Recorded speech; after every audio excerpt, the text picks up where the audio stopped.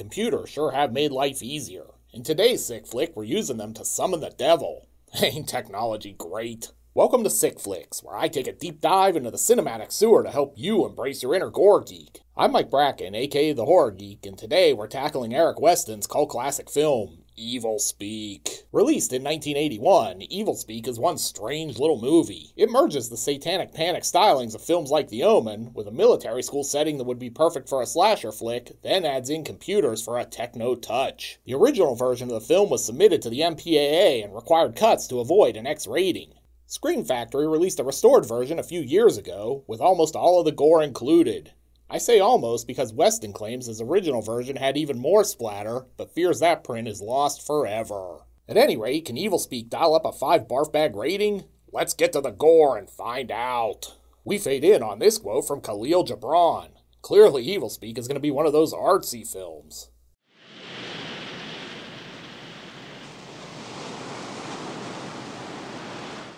Evilspeak? Why didn't they call this movie Devil's Doss or Beelzebasic? Feels like a missed opportunity. Also, this looks like it would make a great cover for a metal album. Starring Clint Howard, aka the more talented of the Howard brothers if you ask me. And RG Armstrong, I like where this is headed. And Claude Earl Jones, who is not related to James Earl Jones. Anyway, this convoy upon us is off to meet Satanic Connor McLeod on the beach. Ante Dios y todos los santos, se proclama que tú, Lorenzo Esteban. Oh shit, it's Bull from Night Court. Do you kids even remember Night Court? Christ, I'm old. Also, this makes the Highlander joke even better because actor Richard Moll was actually in the first episode of Highlander the series as an evil immortal. And is it just me or does it look like Richard Moll is starring in a really metal music video with that hood and these subtitles? Y tus seguidores quedan condenados a recorrer estas tierras salvajes. Dude kinda looks like Danzig, only, you know, he's taller than 4 feet. Anyway, Lorenzo Esteban here is getting kicked off the island like this is Catholic Survivor. I'm sorry, Lorenzo, the tribe has spoken. Please turn in your rosary and leave the island immediately. Meanwhile, Jesus is over here doing the YMCA. Esteban's like, here's what I think of your tribal council. Also, cool B cameo here. But the rules are the rules, and he's gotta go. Alright, fine, I'm taking my sword and satanic Bible and going home. Screw you guys. But first, I'm gonna perform this song off my new album. I call it Ruin Under a Burning Sky. This chick really digs it. Well, usually the groupies meet me backstage, but I guess we can make an exception today. And as you can see, Alice Cooper's stage show was pretty great even back in the 1500s.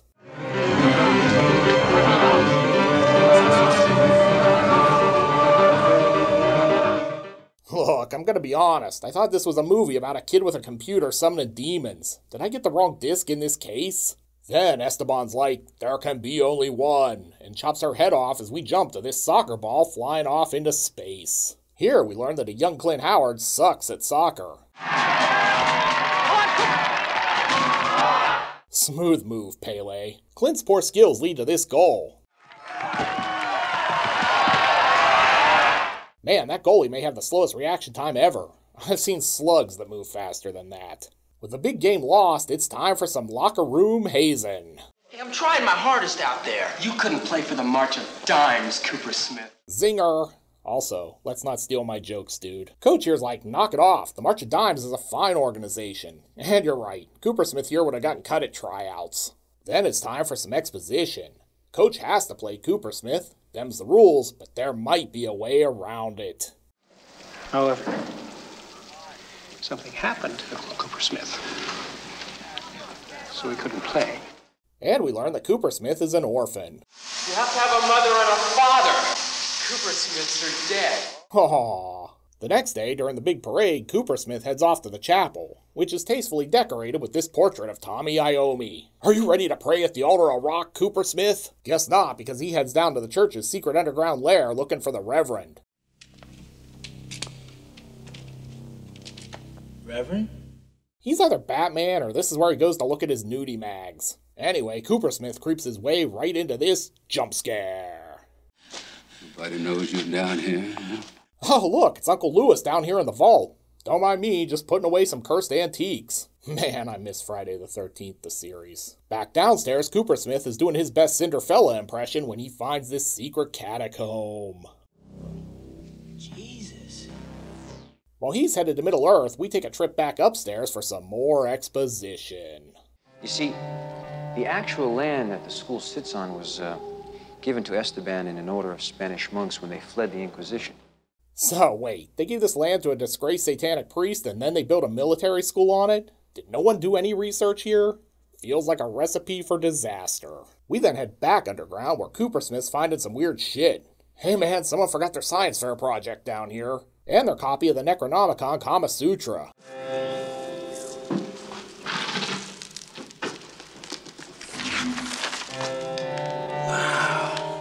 Sexy. Coopersmith's lighting some candles to set the mood when he gets hit with this jump scare. Look, don't be so jumpy, it's just Remy from Ratatouille. He's here to help you become a better cook. While they're learning to make deviled eggs, it's time for some more exposition. Rumor has it that before being executed, Esteban vowed to return and extract his revenge. And back downstairs, Coopersmith's still poking around. Spells to make me a better soccer player? Sweet. Turns out he's found Esteban's book. I don't want to go all tree hugger here, but it seems like a waste of paper that he clearly only wrote on one side of each page. Way to think of the planet, man. Then Coopersmith's disdain for the environment and personal safety goes to a whole other level when we find he's lit all these candles. First off, where'd he get all of these? Second, should he really be lighting candles around a bunch of dusty old Eldritch tomes? Also, don't look now, but that science project is acting funny. And then Amontillado gets Coopersmith in the chokehold.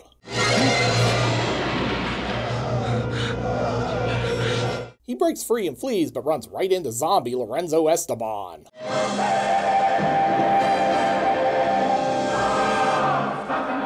But wait, it was all a dream. Except the Satan Fairy left this copy of Esteban's book under his pillow. After that, he's off to Latin class. And if you guess that might help him read the book, give yourself a screenwriter's credit.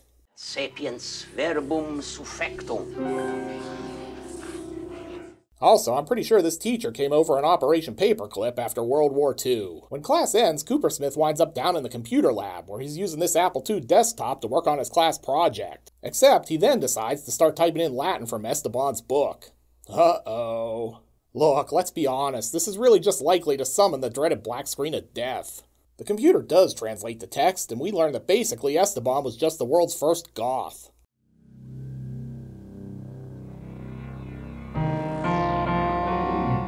He decides to keep translating, and this is the lamest looking fake typing ever. I mean, I know Latin feels like gibberish, but he's typing real gibberish. Home row, man. This time it's just some lyrics for Esteban's new album. Looks like it's gonna be a banger.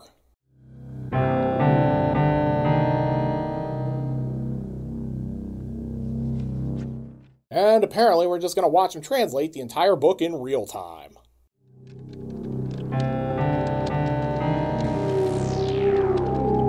Later, he's called into the principal's office for some tough love. Now, I know you miss your folks, but you have to accept the fact that they're gone. But I really miss Howard and Marion and my brother, Richie Cunningham. While he's slopping the pigs as punishment, the secretary is checking out Esteban's tome. Because of course, she can totally read Latin. If you find yourself thinking, you know what this movie needs? A disco roller skating montage. Well, you're in luck. Coopersmith eventually realizes his book is missing and skates on over to confront the bullies. All right, what'd you guys do with my book?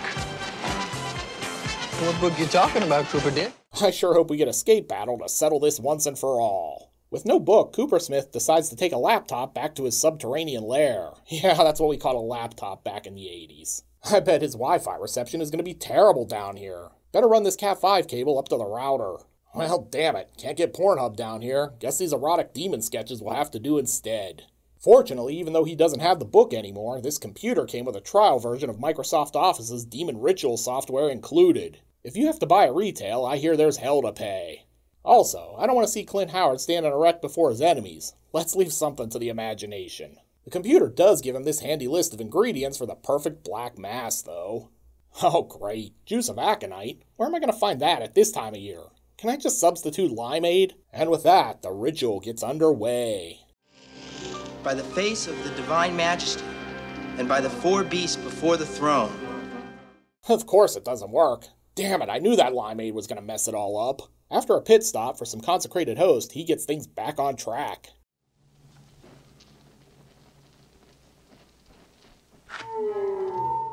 The ritual appears to be a success, except Satan doesn't show. Stanley goes looking for him, but all he finds is Freddy Krueger's boiler room. I'm your boyfriend now, Stanley. Man, my Freddy Krueger still sucks. Instead of finding the devil, he's instead summoned the killers from You're Next. Oh wait, it's just the bullies. Jesus, did you see the look on his face? If you guessed Sarge was going to find Coopersmith's secret lair, give yourself another screenwriter's credit. What are you doing down here, Coopersmith? Are you looking at porn? No. Are you summoning Satan? Maybe. There's my fucking crowbar! I bet you have my red swingline stapler, too. Things escalate, and next thing you know, the Apple II is going haywire, and Sarge is doing his best Linda Blair in The Exorcist impression.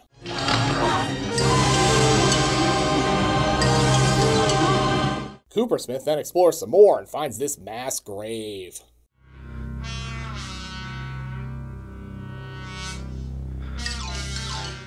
What the hell is with that music? Is this a horror movie or an episode of the Brady Bunch? Oh look, it's Esteban's grave. Wonder what else they've got hidden down here. I bet they've got some Freudsteins buried somewhere in this place too. Oh hey, remember the secretary who has the book? Yeah, she's still in this movie. She's here to give us a little gratuitous nudity. And no, I can't show you that, but her shower is interrupted when these pigs bust in.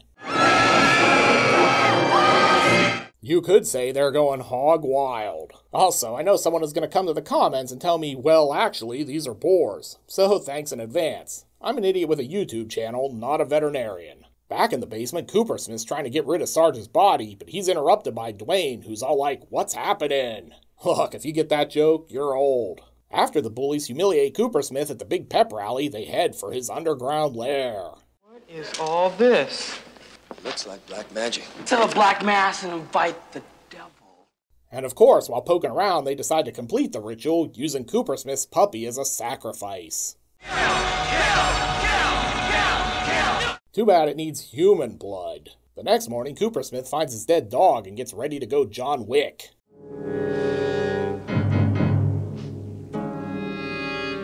I guess the good news is he can just bury the puppy down here with Esteban. Well, except Esteban's ready to return from the dead.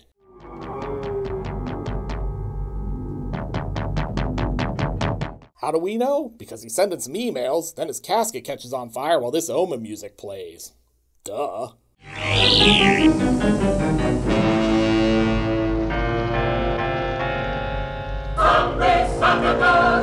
At any rate, Coopersmith's still coding his way to hell while the Nazi Latin professor, yeah, he's still in this movie too, is looking for him in the tombs. Coopersmith? The devil you think you're doing?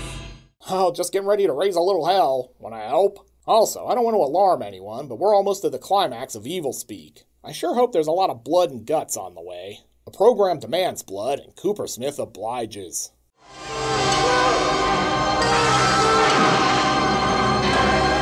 What the hell just happened? He just tossed that Nazi right up to the ceiling. Hey, stick around, man.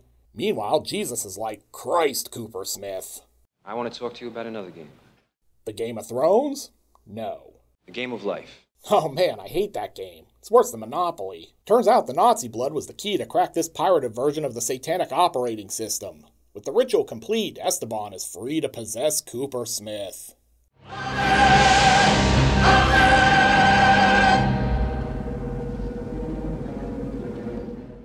Richard Moll's head on Coopersmith's body really does make him kind of look like Danzig. Now even the height's right.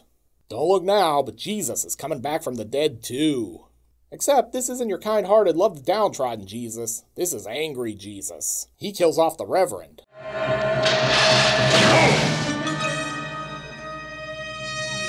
Nailed it. Then Coopersmith ascends from the depths with his sword in flames. Look, Coopersmith is the least intimidating satanic minion ever. He looks like a cross between Thomas Dolby and She Blinded Me with Science and Olaf Ittenbach in Premutos. He floats on over to the Colonel. There can be only one.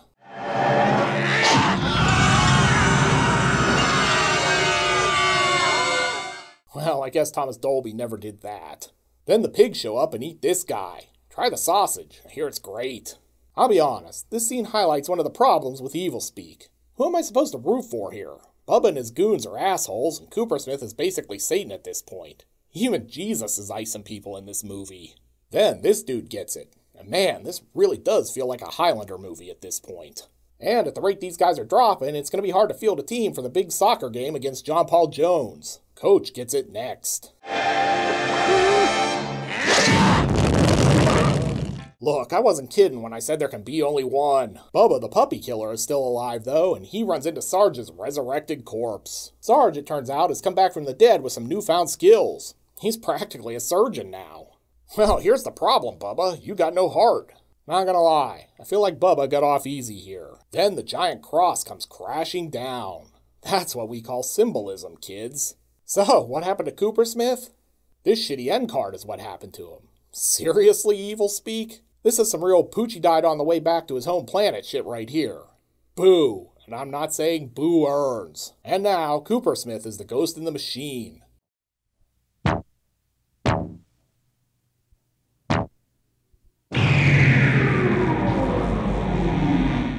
I'm sure this is exactly what Gilbert Ryle had in mind when he coined the phrase. Nearly 40 years after its original release, I find myself looking at Evilspeak and thinking, how the hell did this ever get made?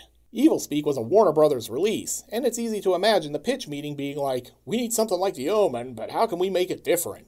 Well, kids love those computers, why not add them in? And you can really see this film as the sort of inspiration for later techno-horror like 976 Evil and even Fear.com and the like in some ways.